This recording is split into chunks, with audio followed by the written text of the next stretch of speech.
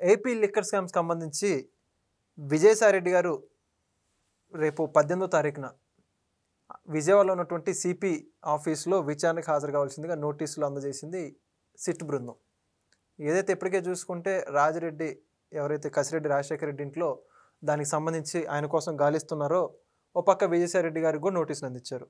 దీనికి సంబంధించి ఏమైనా లిక్కర్ స్కామ్ సంబంధించి ఒక అంశం కొలుక్కొచ్చేటువంటి దారి ఉందా లేదా, ఇవన్నీ కూడా తెలుసుకునే ప్రయత్నం చేద్దాం. మనతో ఉన్నారు senior journalist doctor Kanakadurga Vadlamani గారు. మేడం నమస్కారం అండి. మేడం, ఎట్టకేలకు లిక్కర్ స్కామ్ సంబంధించి ఒక్కొక్కటిగా వాస్తవాలు వెలుగులోకి వస్తున్నాయి. ఇప్పటికే దానికి సంబంధించి అన్నీ ఏనే ముందు నడిపించని చెప్పేసి అభియోగాలు ఎదుర్కొంటున్న కసిరెడ్డి రాజశేఖర రెడ్డికి ఇప్పటికే 3 సార్లు నోటీసులు ఇచ్చినా స్పందించలేదు. నేను ఐటీ అడ్వైజర్గా ఉన్నాను, లిక్కర్ స్కామ్ సంబంధించి నాకేం సంబంధం చెప్పేసి మెయిల్స్ చేస్తున్నటువంటి పరిస్థితి.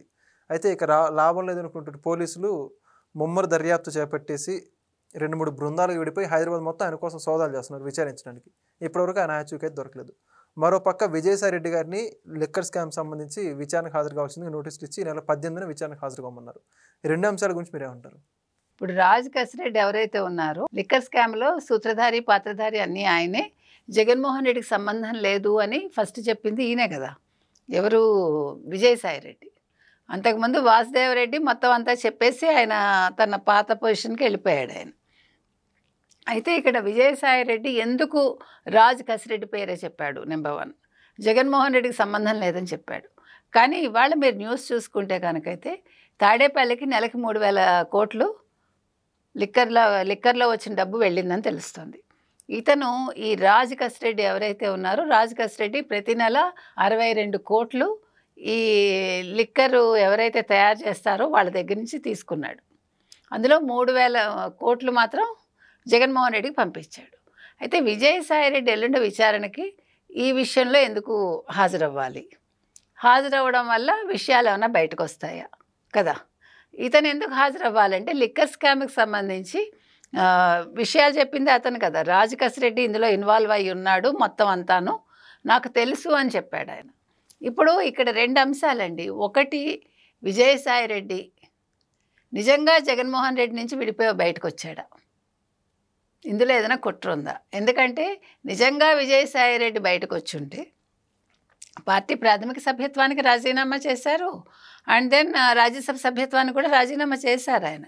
అది కాదు క్వశ్చన్. ఇక్కడ ఎక్కడ జగన్మోహన్ రెడ్డికి సంబంధం లేదు, ఇందులో ఇన్వాల్వ్మెంట్ లేదు అని చెప్పాడు ఆయన. రాజ్ కసిరెడ్డి పేరు మాత్రమే తెరపైకి తీసుకొచ్చాడు. ఇక్కడ ఉంది అసలు లొసుగంతా. ఎందుకని? అటు జగన్మోహన్ రెడ్డికి ఫేవర్ చేయడానికి విజయసాయిరెడ్డి కంకణం కట్టుకున్నాడా? 40 ఏళ్ళు ఆల్మోస్ట్ అతని బాంధవ్యం వైఎస్ఆర్ కుటుంబంతో, వైఎస్ రాజారెడ్డితో మొదలుపెట్టి జగన్మోహన్ రెడ్డి వరకు కొనసాగింది. అటువంటి మనిషి సడన్గా ఎందుకు బయటకు వచ్చాడు? ఇది చాలా ఆలోచించాల్సిన అంశం అండి.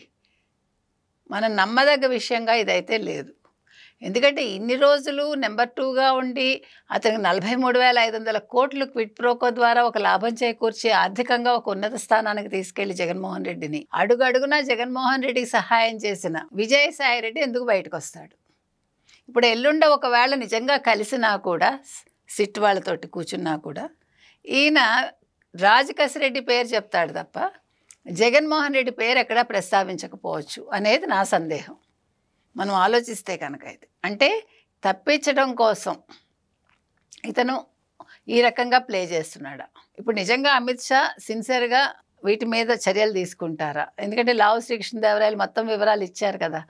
అతను లోక్సభలోనే ప్రస్తావించినప్పుడు, లోక్సభలో ప్రకంపనలు వచ్చినప్పుడు, ఇప్పుడు ఢిల్లీ మద్యం స్కామ్ ఎంత ఆఫ్టర్ ఆల్ 100 కోట్లు అండి. ఇది నెలకు 60 కోట్లు అంటే ఏడాదికి 720 కోట్లు కదా. 720 ఇంటూ 5 ఏళ్ళు 3,600 కోట్లు కదా. మీకు 5 ఏళ్లలో చేసి, ఇది అఫీషియల్గా మనకు తెలిసిన లెక్క. అంటే మిగతా 57 కోట్లు, 60 కోట్లు 62 కోట్ల నెలకి తీసుకున్నాడు కాబట్టి మిగతా 57 కోట్లు చొప్పున చూసుకోండి 5 ఏళ్ళకి. ఆ డబ్బు ఏమైంది? ఇవి తెలుసున్నవి. తెలియంది ఇంకా ఎన్ని వేల కోట్లు ఉంది. 90,000 కోట్ల పైచీలకు మద్యం కుంభకోణం అన్నప్పుడు మరి ఇందులో అమిత్ షా ఎంతవరకు సిట్ని కానీ ఈడీని కానీ ఇన్వాల్వ్ చేస్తారు? మెరుపు వేగంతో జరగాలి. ఎందుకంటే అవతల ప్రత్యర్థి అన్ని రకాల అస్త్రాలు రెడీ చేసుకుంటాడు అనుకున్నప్పుడు ఆలోచించుకుని దిగాలి కదా. అవునా? మరి ఎందుకు ఇంత డిలే చేస్తున్నారు? పోలీస్ వ్యవస్థల లోపమా, ఈడీ లోపమా, లేదా సిబిఐ లోపమా, లేదా సిట్ లోపమా? ఎందుకు అరెస్టులు జరగలేదు? ఇప్పుడు ఇలా చెప్పగానే పేరు అలా అరెస్ట్ చేసి ఉంటే వీళ్ళు మొత్తం ఇవన్నీ మాయం చేసేదానికి అవకాశం ఉండదుగా. వాళ్ళ ఎవిడెన్స్లన్నీ మాయమైపోతున్నాయి కదండి. ఓ పక్క తగలబెట్టేస్తున్నారు, ఓ పక్క మాయం చేస్తారు, ఇంకో పక్క సుప్రీంకోర్టుకి వెళ్ళి బెయిల్ తెచ్చుకుంటారు, ముందస్తు బెయిల్. ఇప్పుడు మిథున్ రెడ్డిని అరెస్ట్ చేశారా? మిథున్ రెడ్డి హైకోర్టు బెయిల్ నిరాకరించినప్పుడు వెంటనే అరెస్ట్ చేయకుండా సుప్రీంకోర్టుకు వెళ్ళటానికి అవకాశం ఇచ్చి ఎందుకు జరుగుతోంది? ఎక్కడుంది లోపం? ఇది కావాలి. సో ఎల్లుండి విజయసాయిరెడ్డి వెళ్ళినా కూడా దానివల్ల కలిసి వచ్చేదేం ఉండదు చెప్పాలంటే, అవునా? కాబట్టి ఏం జరుగుతుందో, విజయసాయిరెడ్డి ఎంతవరకు నోరు విప్పుతారు, అసలు జగన్మోహన్ రెడ్డి గురించి ఏమైనా ప్రస్తావిస్తారా, జగన్మోహన్ రెడ్డికి సంబంధం లేదని ఖచ్చితంగా చెప్తారా, ఏ రకంగానూ సంబంధం లేదు అంటే. ఇంకొక ముఖ్యమైన పాయింట్ ఏంటంటే అండి, అసలు జగన్మోహన్ రెడ్డి ఏ రకంగా స్కెచ్ వేశాడు, ఏ స్కామ్ తీసుకున్నా కూడా తనకి సంబంధం లేదన్నట్టుగా ప్రతి ఎవిడెన్స్ని పెట్టుకోగలిగాడు, ప్రతి ఒక్కళ్ళని మేనేజ్ చేశాడు. ఈరోజు వేళ్ళన్నీ కూడా అతని చుట్టూ ఉండే వాళ్ళ మీద చూపిస్తున్నాయి తప్ప జగన్మోహన్ రెడ్డి మీద చూపించట్లా. ఇక్కడుంది అతను మొత్తం బుర్ర అంతా, అవునా? కాబట్టి అంటే ఇప్పుడు మీరు ఓడిపోతానని ముందే తెలిసి 23, 24 మధ్యకాలంలోనే వీళ్ళు ఎవిడెన్స్లన్నీ మాయం చేసుకుని ఎక్కడికక్కడ పకడ్బందీగా డబ్బంతా తరలించేసుకుని ఇన్ని ఎలా చేసుకోగలిగారు? ఈవెన్ విజయసాయిరెడ్డి కూడా అల్లుడిని సేఫ్ చేసుకున్నాడుగా.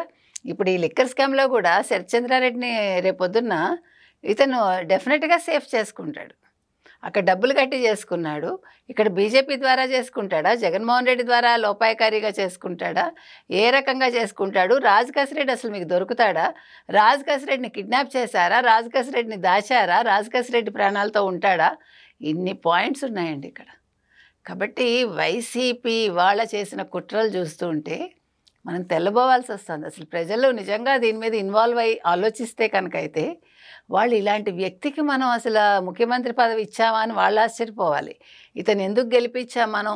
అసలు రాష్ట్రాన్ని దోచుకుని ఏమీ తెలియనట్టు అమాయకంగా మొహం పెట్టి జగన్మోహన్ రెడ్డి ప్రతి దాన్ని అస్త్రంగా వాడుకుని దాన్ని కూటమి ప్రభుత్వం మీదకి నెట్టాలని చూస్తూ ఉంటే ఇంకేంటండి అసలు రాజకీయాలంటే ఇలాగా అని ఈరోజు మనం కూడా తెల్లబోవాల్సి వస్తుంది. Thank you. Thank you. Please subscribe to Leo News for more videos.